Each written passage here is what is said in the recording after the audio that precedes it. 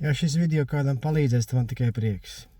Tātad par manu neseno pieredzi strādājot ārzemēs, ja konkrēti tad Francijas Alpos. Sludinājumu atradu Facebookā, uzreiz pieteicos, ja patīk braukt.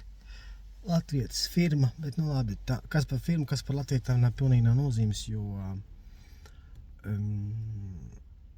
tur daudz firmu, ne tikai latviešu, tur ir ungāru numuri, tur bija franču numuri, tur bija šveicis numuri, tur bija visādi numuri, no Estonijas numuri, tur bija visādi, tur bija pat lietuviešu numuri, nu visādi numuri tur bija Eiropas Savienības.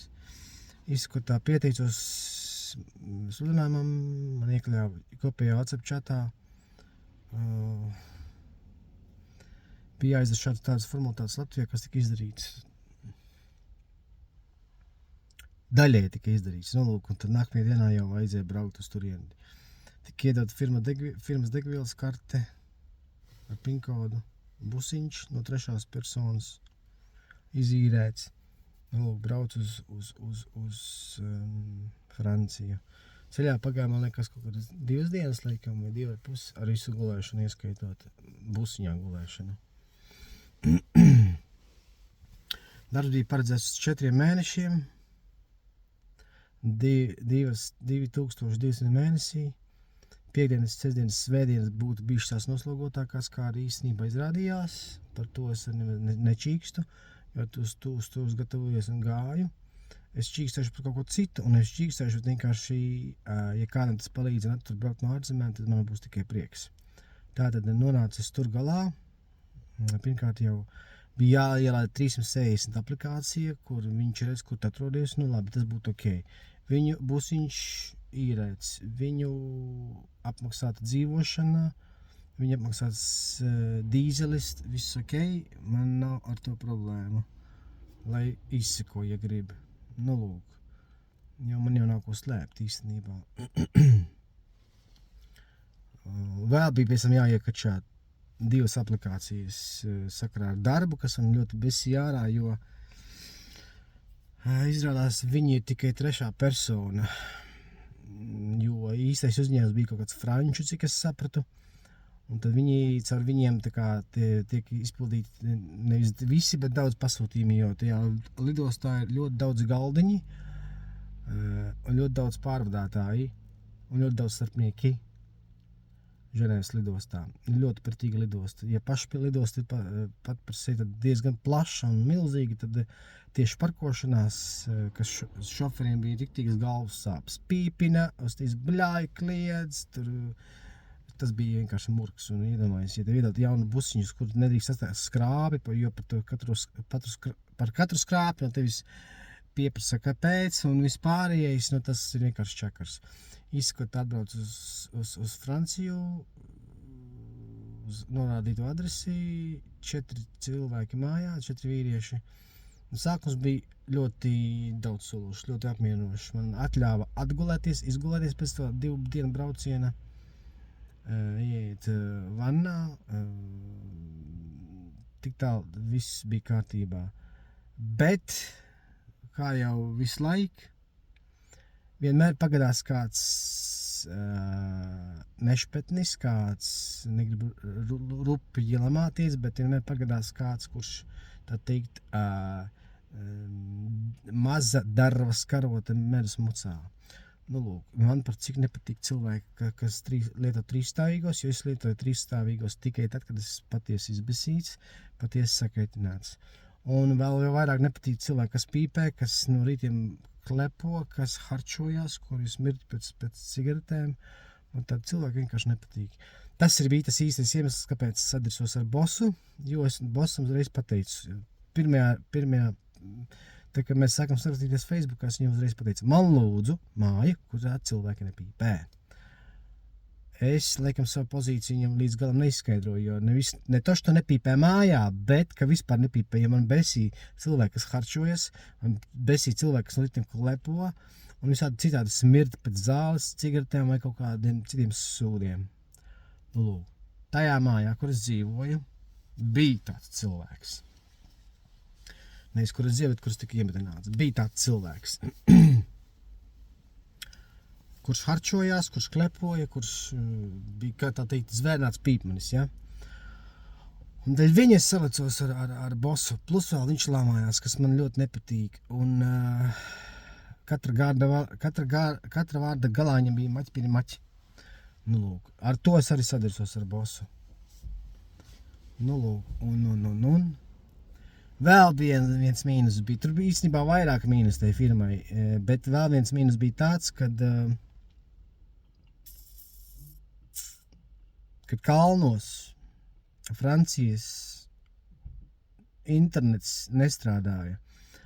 Nu, kad strādāja, kad nestrādāja, pareizāk sakot. Un man bija tā, kad pirmajā dienā, kad es uzbraucu pašos kalnos augšā, man pat bija tā, ka man 6 bija jāsavāc Angļu pāris uz lidostu. Es uzbraucu kalnu augšā, man internets vēl bija. Kalnu augšā internets pazuda. Paldies Dievam! Paldies Dievam! Tai Anglijai bija pašai savs internets. Anglijas karte. Anglijas simkarte. Saukta Tesco Mobile. Nu, ir tāds Tesco Mobile Anglijā, jā. Paldies Dievam, viņa pati piedāvāja izmantot savu telefonu. Paldies Dievam, viņai bija internets. Savādāk es nezinu, kā mēs būtu tikuši lejā, kā mēs būtu paspējuši lejā uz lidostu. Nu, tā, kad es to pieminēju bosam, tad viņš vienkārši ieņirdza. Es nezinu, par ko viņš paņirdza, kas viņam likās tik uzjautrinošs, kad cilvēks ar parastu Francijas simkartu viņam pazūd internets kalnos augšā. Nu, tas ir viens no mīnusiem. Nākamais mīnus. Mazgāšanā nekas netika apskaidrots. Mazgāšanā apskaidroja tas pats pīpmanis, jo cilvēkam arī mēdz būt arī labas īpašības, rakstura īpašības. Tas gan neataisno viņa pīpēšanu, bet nu labi.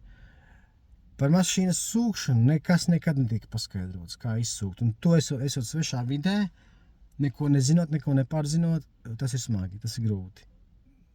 Man teica, izmantot Google Translate, ko es darīju, bet tāpatās es gudrāks nepaliku. Un savu mašīnu tā nekad netika izsūts par to īso laiku, kamēr es biju tur.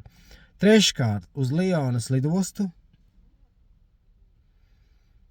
Tur ja Ženēvas lidostams tika apskaidrot, tika fiziski parādīts, aizbraukts un parādīts, kas kā tur notiekās, tad Lionas lidosta netika neapskaidrot, ne parādīta. Tur es čakarējos pats.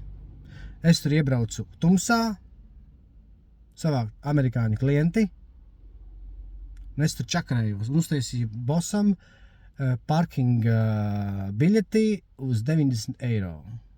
Un es nedomāju, ka tā bija mana vaina, jo nekas nekad netika nedz izskaidrots, nedz paskaidrots. Tātad ar to klientu es nočakarējos. Es iebraucu lidostās 6 pēcpusdienā, kad jau bija tumšs. Un mēs izbraucām kaut kādos, man liekas, 10 vai 11. Tātad 3 stundas līdz viņas viesnīcai, un es biju no lidostas 3 stundas līdz viņas viesnīcai, un es atpakaļ braucot biju tik pārgurs, tik nogurs, ka man jau vairs nebija spēka stūrēt. Mēs vienkārši ceļa malā kaut kur nebūtu, vienkārši paņēmu un atlūdzu. Tā kā tas arī firmas dārziņā tāds liels mīnus, liels akmenis, jo par lidostām arī nekas nekad netika tā īsti apskaidrots. Vienīgā lidosta, kas man tika apskaidrot un parādīta, tas ir mums tajā mājā dzīvojošajiem, bija Ženēvas lidosta. Tur viss bija smuki, skaisti, jā, apskaidrots un izskaidrots, jā. Es sadrisos ar to pīpētāju, ar to, kas maķi pie maķi. Un sapratu, ka dzīves nebūs, jo 3 reizes pēc kārtas mazgāju izlietni, traukus, un es teicu, veči, es neesmu nekāds sulainis, ja? Tātad pienāca tas lūzuma punkts, kad es vienkārši pateicu, es braucu mājās. Nopirku lētāko biļeti autobusam.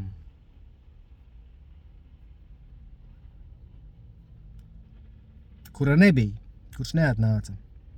It kā uz e-pastu atnāca paziņojums, kad autobusam būs Flix autobusam būs ne tas brandings, pie kā visi esam pieraduši. Es gāju pie katra, tas man lika iet pie katra autobusu vadītāja, prasīt, vai viņi ir Flix bus vai nav. Un, protams, ka neviens nebija. Flixbus. Tātad es savu busu nokavēju.